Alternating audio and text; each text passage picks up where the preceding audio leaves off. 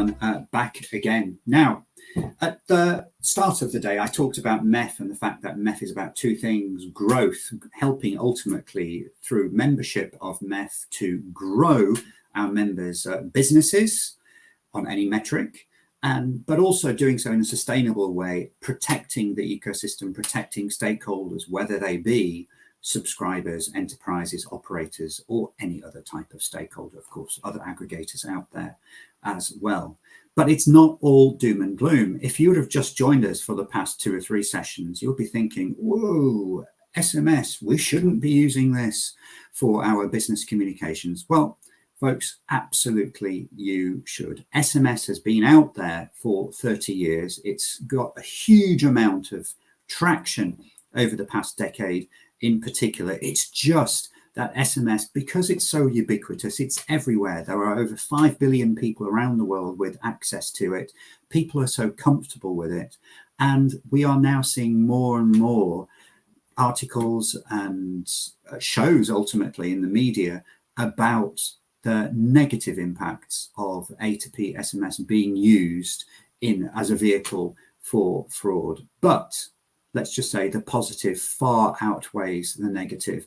Business messaging as a whole is growing. There are so many channels in business messaging. It's not just SMS. We have email, we have apps, we have richer channels, we have chat apps.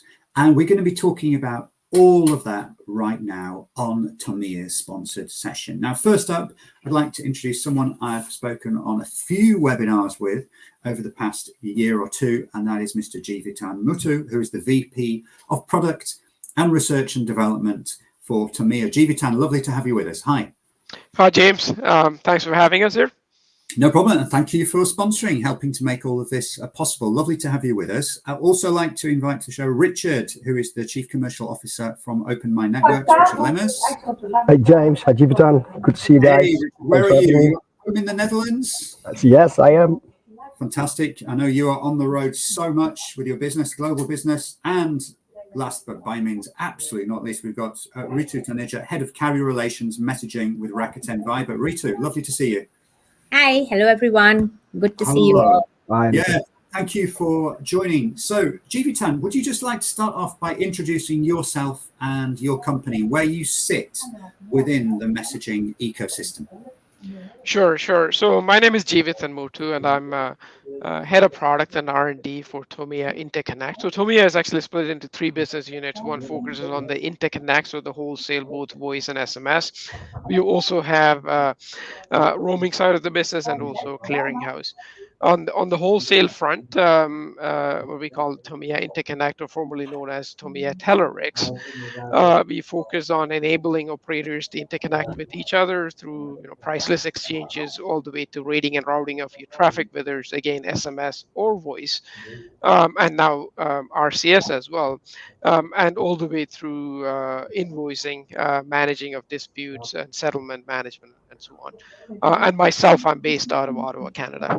Very much. Now, Richard, we've done some work together a few years ago when you were a client of mine. We've been on the road extolling the virtues of A2P SMS business messaging, trying to get it across to mobile operators. Can you just explain your role, and just whilst we're going through, your take on has business SMS really been picked up by more operators since we last did some proper work together, say 5 years ago?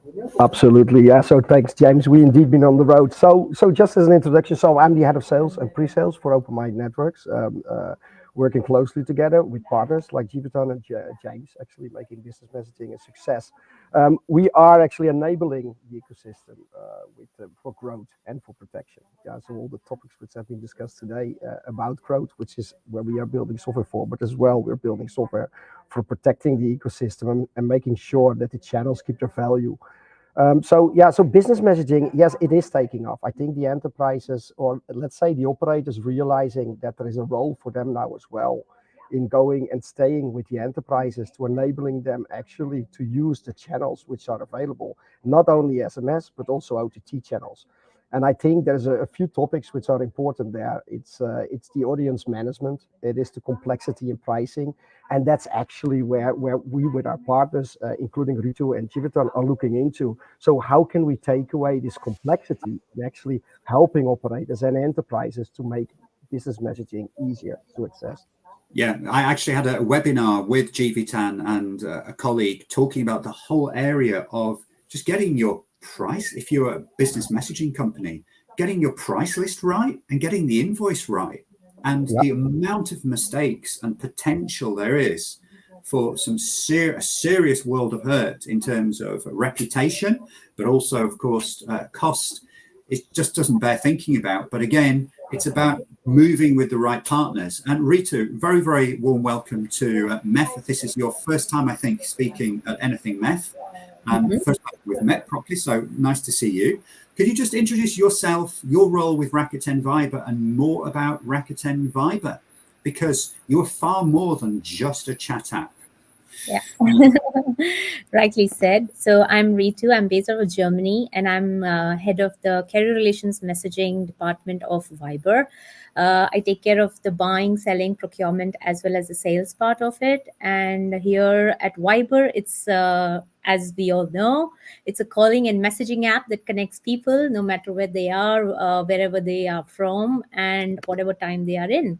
But it's just not in chat API. We are also having different other traffic streams, which is coming, as well as we are having trading model on the voice and SMS, as well as chat apps, as well as chatbots. Yeah, exactly. And that's a really good point. So please don't forget that Rakuten Viber were the first chat app out there. They were the first one to have a business messaging solution. And they still play a huge role in the world of wholesale voice and wholesale SMS globally, which is really interesting because compared to other chat apps out there, they don't have that background and they're obviously pushing the app all the time. But you understand how important A2P SMS and, of course, voice still is. There's over $300 billion, I think, spent on voice around the world still every year. So voice is huge. We know A2P SMS 50, 60 billion. So that's not inconsiderable as well. But then, of course, a chat app, you're able to package everything together. And if you can add the payments bit, which I think you're coming up with as well, and have that real super app, that's where ultimately the future lies for all. But a bit of time to get there. So Jeevithan, let's kick things off. Mobile operators around the world, probably 1,000 mobile operators around the world. You got a truckload of MVNOs to add to that. But let's just talk about the mobile operators around the world. Nick Lane from Mobile Squared. We've just had Sam on from Juniper Research and other research companies. They all agree that, yes, mobile operators, as Richard was alluding to, are doing more in the world of business messaging. They're really starting to understand the opportunities with business messaging. But what can operators that might already be doing something, what can they do to actually maximize their share of the business messaging world and actually improve their lot, improve their revenues and margin? What are the key things they should focus on? For sure, James. So I think it's important to go back to the fundamentals, right? So the fundamentals is the fact that the business messaging is on the rise, right? So whether you look at A2P SMS, RCS, which is started to see a trend in that as well, or the OTT business channels. I think what operators have come to realize is that they've been missing out because they haven't had a full control of the life cycle or full control of the revenue pipeline. That also means that they need to invest. They need to have the mindset to say, look, I want to have a better control of this business messaging aspect, and they have been they've been doing this all along on the voice side, right? So from an operational perspective, they have had the infrastructure, they have had the resources to manage the operational side of it. I think the tools and softwares that are now available, which will actually put them in the driving seat, I think that's what has changed in the recent past, along with the enormous interest. Starting off from the business side to be more active on these channels for their promotions, for them to be able to communicate with their and customers and so on. So I think multiple things are playing at hand here for operator. Going back to your question as to, what can the operators do? I think the first thing is having the right mindset. Second, getting the right tool sets in place, having the team ready, and then so that they're able to have a bigger say. So what I mean is, everything from price list to operational simplification, being able to provide that environment, have that engagement with the enterprise customers or business customers to be able to deliver that message, and then building that again from a TOMIA perspective, coming in from an interconnect business exchange perspective, having an infrastructure like that so that they are able to have that interconnect done between other carriers or other operators and aggregators. And then you bring in partners like Openmind, where they allow you to exchange messages and prevent fraud and things like that. So I think it is a mindset to begin with, but then you need to have all the pieces in place along with the right automation. Thank you, Richard. Let's talk about strategy, because we've seen it all over the years. We've seen operators, carriers say, we're going to do it ourselves. We're going to go it alone. Their time to market is therefore increased. Anti-fraud solution is possibly then not the optimal one, etc., etc. They don't have the other components in place. Then, so there's that. Do we do it on our own or not? And if you choose, okay, let's not do it on our own, let's partner with someone, you're then left with a choice as well. Do you roll forward with your business messaging with an established, shall we say, aggregator who does the aggregation part and the security and anti-fraud part together, or do you split the two out? You bring in an Openmind and then you have separate aggregator relationships. What are you seeing around the world with that in terms of strategy? And has there been any changes over the past few years in how operators are approaching business messaging? Now, there certainly are some changes, and I think what Jeevithan said, it has a lot to do with the mindset. Yeah, there has been a while where they were just thinking about, let's just use the aggregator. Yeah, because they have the expertise, they have the people, they can sell it, they have the connections. But actually what they also start realizing now when the OTT players are coming into the market is that if you leave everything with the aggregators, where is your own relationship with the enterprise? Yeah, and I see that mindset is really changing. So they're looking into now more the white label partners and wholesalers as well, which actually allows them to run this business themselves, to get these direct contracts with the enterprises, and actually to be part actually of what I would say the evolution of business messaging. Yeah, where you will actually see a cooperation between SMS and OTT channels, where enterprises just expect that they can reach anybody on their preferred channel. So that is really the mindset which is changing right now, because when we were working on this, it was SMS mainly. But now it's all moving into OTT. People are looking for flexibilities. They would like to have starting to integrate chatbots, but they also want to keep the relationship directly with their enterprises. Fantastic, Richard. Thank you, Ritu. You've got a very unique position, I reckon. As I talked about in the introduction to you, you've got the chat app side of things, but you also have your big business in voice and SMS. Now, traditionally, a mobile operator, of course, they would love to optimize their carrier-based messaging solutions because that means more revenue and margin for them. But when you are talking to mobile operators, you as Rakuten Viber, about the opportunities that Viber offers as a whole through your app and your other channels, how do you approach it? Because there's an attitude in some quarters that, the OTTs, the chat apps, they're a real threat for mobile operators and established carrier-based messaging channels such as SMS in particular. But actually, what we have seen within the MEF community, and I've certainly personally seen over the past 3 years, is actually the general consensus amongst MEF members and carriers as part of the MEF community is that there's an opportunity there if they embraced it and proactively worked with the likes of Viber.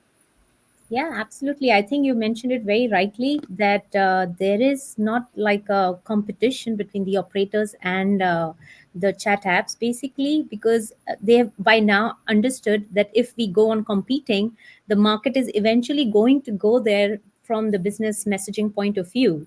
And if you see, there are over 300 million listed companies around the world across various sectors, and majority of those are not at the moment been using the business messaging part of it, but there's a huge opportunity, like you said, and there's something that they are missing out on. So by now, I think, like what we have also started speaking to the operators, and we have understood that they have understood the way that we should collaborate rather than competing to grab this kind of an opportunity to reach to the end users in a more secured way, in a more, how do you say, avoiding any kind of unsolidated contents of the messaging part of it, and making their reputation as an operator having no spam of out of all the things that we are seeing, that artificially generated traffic has been a boom. So in that factor, if we are saying business messaging overall is actually the way to protect their operator from all these artificially generated traffic. Because if you see so many players in the chain who have been adding into this kind of an A2P messaging, everybody has to have their own share and their own pie. So that means their pie is getting reduced to the operators. But having connected to the business messaging chat apps ourselves, the operators would see that there is a way that they are getting actually a bigger pie, because there is a less of the share between the other partners involved in the chain.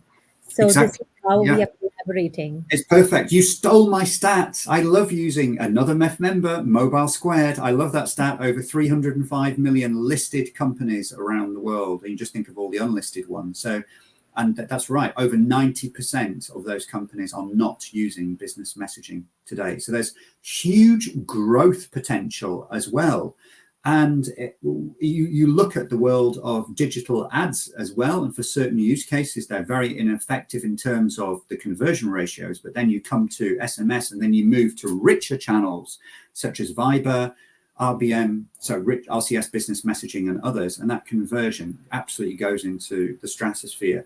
Now, Jeevithan, if I'm a mobile operator, we've got to accept in this industry, and this is the problem, is it's frustrating for all four of us and a huge number of people listening and watching the show today, that mobile operators possibly don't do more with business messaging. But we've all got to take a step back and understand that at best, maximum, say 2.5% of total revenue is A2P messaging. So 1/40th at best. And in some cases, for some mobile operator groups, it's barely 1% or less. So really, it's a tiny, tiny part of their business. But what can we do to get literally the message across to them that actually it should be an important part of your business? And if you work with the likes of TOMIA and Openmind and Viber, we can reduce this complexity and actually make business messaging easy for you. It's interesting because at least from our experience over the last, I would say 12 to 18 months, we are actually seeing the trend change, due to, let's say, starting off with the number of RFPs that we are responding to, for example. And then the data that is shown by all the various different research organizations here, whether it's Mobile Squared or the from Sam Backer earlier from Juniper, is just the increased amount of SMS A2P or business messages in general. In terms of getting the message out, I think we need to focus on the positive aspect. Yes, it is important to mitigate and get fraud under control. Fraud affects all of us. It affects end users. It affects carriers. It affects the enterprise businesses and so on. But I think we need to look at the positive aspects. We need to bring out the stories. How are people solving real world issues using messaging, right? I'll give you an example. About a month ago, my last natural gas bill here in Canada was ridiculous, and I couldn't figure out why my gas bill was so high, because it's not winter yet, and other than for my gas stove, I don't use gas. So I tried to call my company. Yes, I was able to reach them, but they were only able to respond to me if it was an emergency, like gas leak or anything like that. So anything related to billing, anything related to your account and so on, they were not ready to talk to me. So I was forced to chat with them on their. This is again on their web chat app, and eventually we figured out that the person supposed to come by the house and do the meter reading did not stop by, so they just bumped it up to the next point. So they, as soon as I reported, here's my meter reading, and they were able to adjust the bill all done through the web chat, right? So I'm here thinking, why not just move that over to A2P, right? Or business message in general, whether that's through the Viber, through the WhatsApp, or your trusted channels, offered by the operators today, like your SMS or RCS. I think the conversation is starting to happen. And then the second part is the reason my company was not allowing me to have that conversation with them directly through a phone call is they got they're essentially, it's a operational constraint that they're going through, right? So you could do the same thing with other enterprises as well. Would you rather wait on hold for too long, or would you rather start to have a conversation through your web or your mobile phone? So I think this is where the era is. This is how the things are changing. People are much more open to having these communications and having these things secured and done through your chat, whether that's SMS or other means.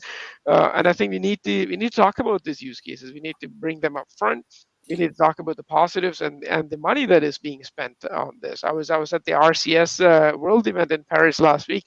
The amount of thing you could send through, the richness of the content you can send through RCS is so huge. So I think it's important that we bring all this back, all the positivity back to the crowd. Exactly. And for one-time passwords, we had the verification authentication panel. Rich channels such as Viber, such as RCS, other chat apps can be used for one-way messaging effectively as well. People keep forgetting that element. People always think, oh, chat apps, it's two-way, but they can be for one-way. Now, Jeevithan, what you talked about with you being able to chat with your natural gas provider, that's all good and well, but that's providing someone actually answers the chat. I had a personal experience with a very well-known global brand. I had a problem with a physical good. They were using a chat app, not Rakuten Viber. They were using something else.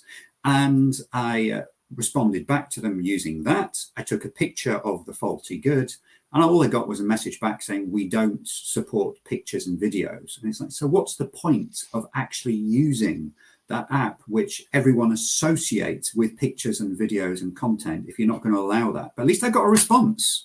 I've had, unfortunately, many times as well, it doesn't actually matter which channel you use, but please provide a rapid response. So it's all good and well, we've moved to a chat-based session, but provide that response. So yeah, thank you, Jeevithan.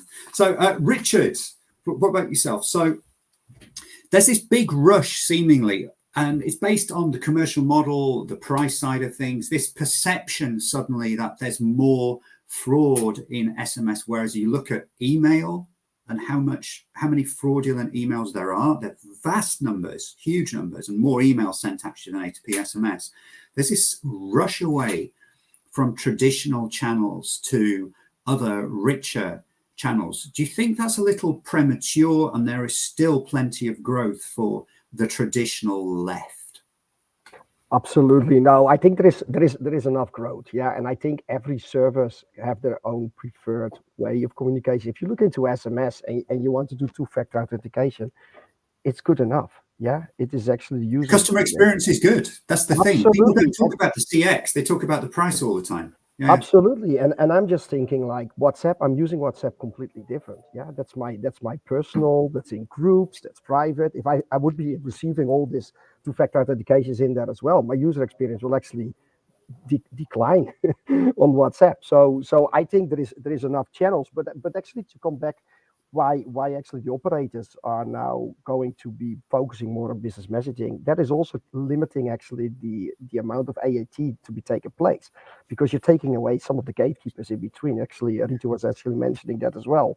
Yeah, it's like if you make the channels, the connectivity between the enterprise and the operator shorter, not a lot of parties in between, you need it much more clean. People will start appreciating using SMS, and I think the value will keep going up. Okay, thank you. Ritu, the evolution of Viber in the countries where you're strong around the world, I know Thailand, Vietnam, lots of countries in Eastern Europe, other parts of the world where you're very, very strong. How has Viber evolved? And is Viber actually getting even bigger market share over time? What are you seeing from the chat app perspective? Yeah, that's a great thing. The technology is evolving, and year on year, we have seen that the market share in our countries where we have a huge penetration is increasing as well. Apart from that, our team is spread across the world, and they are also trying to get ourselves penetrated through the brands, through the banks, through various sectors, and getting more market share from the countries where we have a lesser one at the present moment. So there are various strategies, there are events, there are promotions, and there are ways that the existing markets, for example, I would say Southeast Asia or CIS countries, where we were probably around 80, 85, and now we have almost come to 90 plus and 95 plus, with few countries with 98% as well. So there has been a massive growth in the past couple of years, especially I would say after Corona, and the way the market has taken shape. I mean, people are using more and more mobile phones, and people just are not wanting a transaction. They want more of a conversation and a proper communication with their brands. And Viber is a new interactive way to have a communication and boost their sales. So messaging, I would say, has a massive global reach, and Viber is a consumer first platform. Fantastic. And also you've got a mega strong brand in Asia. I was on holiday in Hawaii, loads of Japanese tourists in Hawaii, and Rakuten as a whole, huge in finance and so many other areas. So if you can leverage that brand, even though the app side of things may not be powerful, for example, here in the UK, but you can leverage that brand for business messaging as a whole. It's a really good point. Thank you. Jeevithan. So let's talk about RCS. It was mentioned RCS World. So MEF's RCS World event in Paris last week in conjunction with Google in their offices. RCS finally, I'm pleased to say, is becoming real. So 800 million addressable subscribers around the world, 1 billion hopefully by come 2024. And RCS Business Messaging, RBM, what's your personal take on it, and TOMIA's take on it? Are you investing in an area? Are you seeing it actually? Yes, we think it's becoming real. We know in Germany it's becoming somewhat of a success. In Brazil, it's successful, and other countries around the world. Is that a channel you think now definitely we need to invest in, and that enterprises need to think about using? I think having a hyperscaler here involved, particularly Google, right, which actually manages all the Android devices out there from from the Android ecosystem perspective, I think that is the key for the shift. From an adoption perspective, I think everybody is skeptical because of all the hypes that happened in the past, and they are rightly so on that regard. But I personally believe, and Tomia personally believes, I think this is now going to take off in different forms and so on. And because of this reason that you have the giant here that's actually propelling the motion forward. So from Tomia perspective, we do not many may associate Tomia with RCS, but we do manage price lists. We do rating of RCS, and we provide what we call revenue assurance, right? So you get the reports from Google, but then we provide the end-to-end revenue assurance so that the enterprises can go, sorry, the carriers or the operators can go back and build the enterprises accordingly. So I think the market is just starting. Just the sheer amount of people at the conference, everybody tuned in, so focused. It was called RCS World because they actually brought in multiple different use cases from across the world. So seeing all of that is not just for the brands; it's also for other critical communications as well. So I think it is important to paying attention to this domain, how this is shaping up. And collectively, I think we need to guide it in the right direction. I think there are still pieces missing, like wholesale RCS is still missing. There are other aspects that are missing. I think collectively we have to get it into a place that makes sense for the operators and for the community at large. Fantastic. Folks, it's time to close this session, but it's safe to summarize that business messaging is on the up. There are fantastic use cases. There actually isn't a use case out there that business messaging in one way, shape or form can fulfill. And I think these discussions where people say, oh, this channel is better than the other channel, etc., okay, they have their place, they have their time and place. But as a whole, in a united front, we should all come out and say, look, Voice is great, SMS is great, chat apps such as Rakuten Viber are great, RBM is great, and let people decide, let the enterprises make an informed choice. Let's give them that information. At the end of the day as well, if you're an enterprise offering multiple channels, if you can let the consumer choose which channel they prefer, even better. So that's a lovely positive session. Jeevithan, thank you for sponsoring. Thank you to TOMIA. Richard, lovely seeing you. I'll see you next week in Croatia. I look forward to that. Ritu, thank you for joining the show. And everyone watching, please stay with us for the next session where we look at the world of voice, which is massive. Thank you very much. Thank you.